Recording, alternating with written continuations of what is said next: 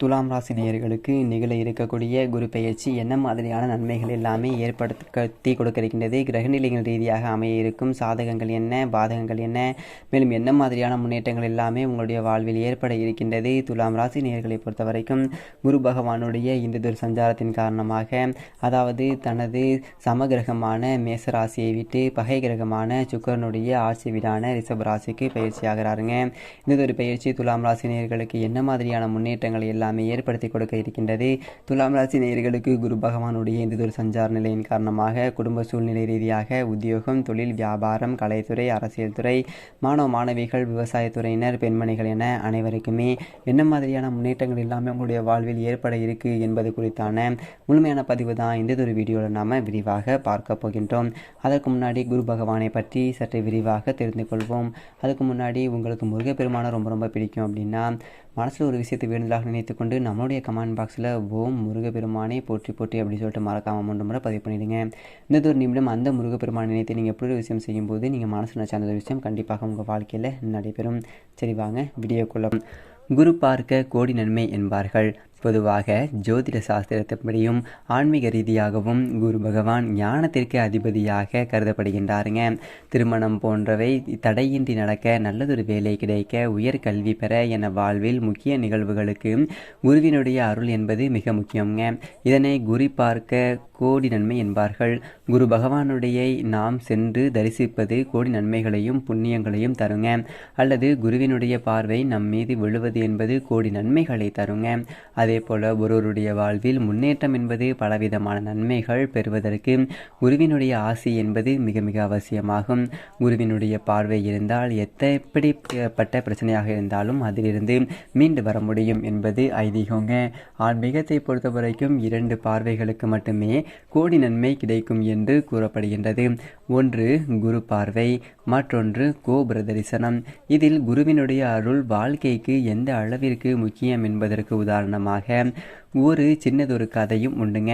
ஜோதிட சாஸ்திரத்தில் குருவானவர் பிரகஸ்பதியிடம் தெய்வீக தன்மைகள், சாஸ்திரங்கள் பற்றி அறிந்து கொள்வதற்காக சந்திர பகவான் சென்றாருங்க. குரு பகவானும் தனக்கு தெரிந்த அனைத்து சாஸ்திரங்களையும் சந்திரனுக்கு கற்றுக் கொடுத்தார். அனைத்து சாஸ்திரங்களையும் கற்றுக்கொண்ட சந்திரனுக்கு தனக்கு தான் அனைத்துமே தெரியும், தானே அனைத்தையும் தெரிந்தவன் என்ற ஆணவம் என்பது ஏற்படுகின்றது. சந்திரனுடைய ஆணவத்தை அடக்க வேண்டும் என குரு பகவான் முடிவு செய்கின்றார். இதனால சந்திரனை அழைத்து பூமியில் தற்போது பிறந்த குழந்தையினுடைய ஜாதகத்தை கணித்து சொல்லும்படி கூறினார் குரு பகவான்.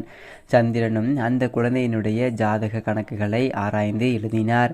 அந்த குழந்தைக்கு 1 வயது நிறைவடையுந்த, அதாவது அந்த 1 வயது என்பது அந்த குழந்தைக்கு 1 வயது நிறைவடைந்ததும் பாம்பு கடித்து அந்த ஒரு குழந்தை உயிரிழந்துவிடும் என்பதையும் கணித்து சொன்னார். சந்திரனுடைய கணிப்பின்படி அந்த ஒரு குழந்தைக்கு 1 வயது முடிவதற்கு சில நிமிடங்களுக்கு மட்டுமே மீதமிருந்தது. அந்த ஒரு சமயத்தில் சந்திரனை அழைத்து கொண்டு வான வீதியில் உலா சென்றார் குரு பகவான். அந்த குழந்தைக்கு என்ன நடக்கப் போகின்றது என்பதை இருவரும் கவனித்து கொண்டிருந்தனர். சந்திரன் கணித்தபடி அந்த குழந்தை படுத்திருந்த தொட்டில் சங்கிலியில் மேலிருந்து ஒரு பாம்பு வளைந்து நெளிந்து குழந்தையை நோக்கி வந்து கொண்டிருந்தது. தான் கணித்தது சரியாக நடக்கிறது என்றதொரு இருமாப்புடன் குரு பகவானை பார்த்து சிரித்தார் சந்திரன். ஆனால் குரு பகவான் அந்த ஒரு குழந்தையையே பார்த்து கொண்டிருந்தார். தன்னை நோக்கி ஏதோ ஒன்று பளபளப்பாக வருவதை பார்த்த குழந்தை அதை பிடித்து விளையாட முயற்சித்து உற்சாகத்தினுடைய கை கால்களை வேகமாக அசைக்க துவங்கியது. இதனால் தொட்டில் வேகமாக ஆடத் தொடங்கியது.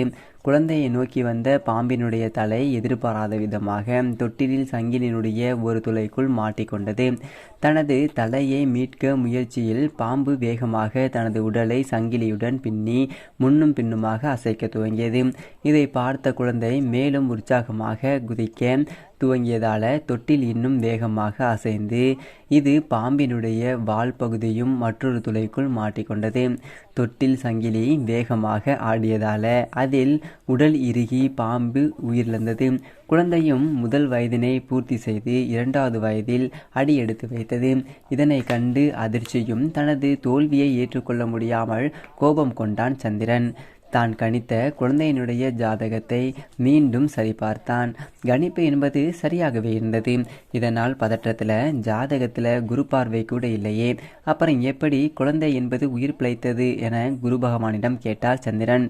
அதற்கு புன்னகையுடன் அமைதியாக பதிலளித்த குரு பகவான், ஜாதகத்தில் குரு பார்வை இல்லை என்றால் என்ன? அதுதான் நான் நேரிலேயே வந்துட்டு எனது முழு பார்வையையும் குழந்தையின் மீது செலுத்தி கொண்டிருந்தனே, அதனால்தான் இது நேர்ந்தது. உனது ஜாதக கணிப்பு தவறில்லை, ஆனால் அதனால் வந்த மாணவம்தான் தவறு என சந்திரனுக்கு அவருடைய தவறினை எடுத்து கூறி உணர்த்தினார் குரு பகவான். தனது தவறை உணர்ந்த சந்திரனும் குருவினுடைய பார்வைக்கு இருக்கக்கூடிய மகிமையை புரிந்து கொண்டார். இது நவகிரகங்களிலேயே ஒருவரான குருவினுடைய அருளுக்காக மட்டுமல்லங்க, தான் கற்ற கல்வியால் ஆணவத்துடன் கற்றுக் கொடுத்த ஆசானிடமே ஆணவத்துடன் நடந்து கொள்ளக்கூடாது என்பதை உணர்த்துவதற்காகவும் சொல்லப்பட்ட ஒரு கதைங்க. குரு இருக்கக்கூடிய இடத்தை விட அவரது பார்வைப்படக்கூடிய இடங்களுக்கு அதிகப்படியான பலன் என்பது கிடைக்கும். அதுபோல்தான் ஆசானுடைய ஆசையும் வாழ்க்கையில் அனைத்து விதமான நன்மைகளையும் பெறுவதற்கு மிக அவசியமான ஒன்றுங்க. இதனால் தான் குரு பார்க்க கோடி நன்மை என்பார்கள். இப்படிப்பட்ட இந்த குரு பகவான் தனது மாணவரான சுக்கிரனுடைய ஆட்சி வீட்டிற்கு பயிற்சி ஆகிறாருங்க. குருவிற்கு சுக்கிரன் பகை என்றாலும் கூட சுக்கிரனுக்கு குரு ஆசிரியர் என்பதால் இரட்டிப்பு பலன்கள் என்பது கிடைக்கக்கூடிய ஒரு தருணமாக இவ்வளவு மேன்மைகளை கொண்ட குரு பகவான் ரிஷப ராசியில் சஞ்சரிக்கக்கூடிய இந்த ஒரு காலகட்டங்களில் துலாம் ராசியை சேர்ந்த சித்திரை 3ஆம் பாதங்கள், சுவாதி, விசாகம் 3ஆம் பாதம் வரை உள்ள நட்சத்திரக்காரர்களுக்கு குடும்ப சூழ்நிலை ரீதியாக என்ன மாதிரியான நன்மைகள் எல்லாமே ஏற்பட இருக்கு என்று பார்க்கும்போது, மனைவியினுடைய உடல் நலனில் ஏற்பட்ட பின்னடைவுகள் நீங்கி ஆரோக்கியத்தை நல்லதொரு முன்னேற்றம் கிடைக்க இருக்கின்றதுங்க. அதே போல் குரு பார்க்கின் கோடி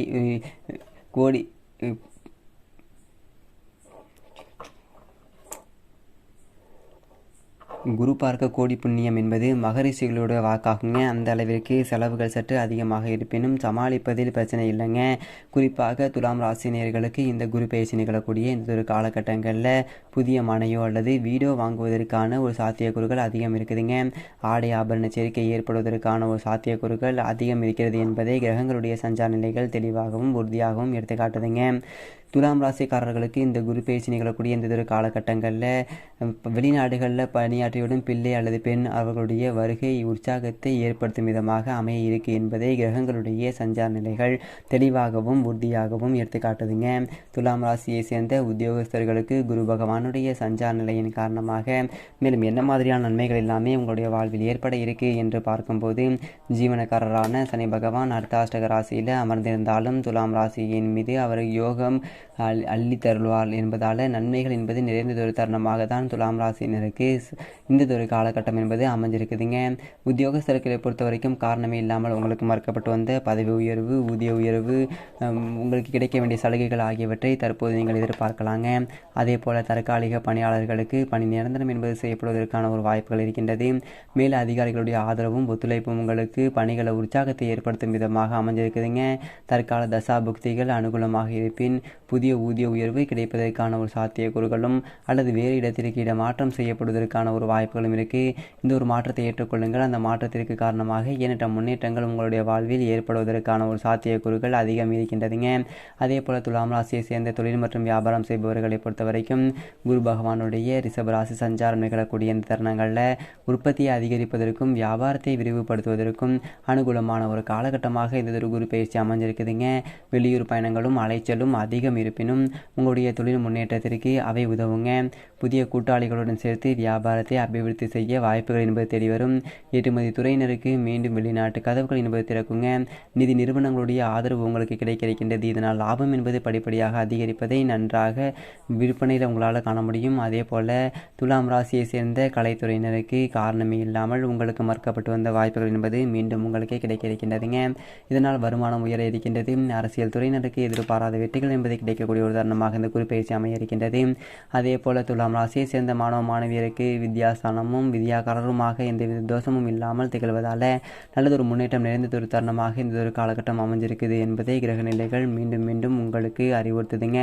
அதே போல துலாம் ராசினியர்களுக்கு கிரக நிலைகள் ரீதியாக கூறப்படும் பரிகாரம் என்ன என்று பார்க்கும்போது, திட்டை திருத்தலம் சென்று குரு பகவானை நீங்கள் வழிபடுவதன் மூலமாக எண்ணற்ற நன்மைகள் என்பது உங்களுடைய வாழ்வில் ஏற்பட இருக்கின்றது.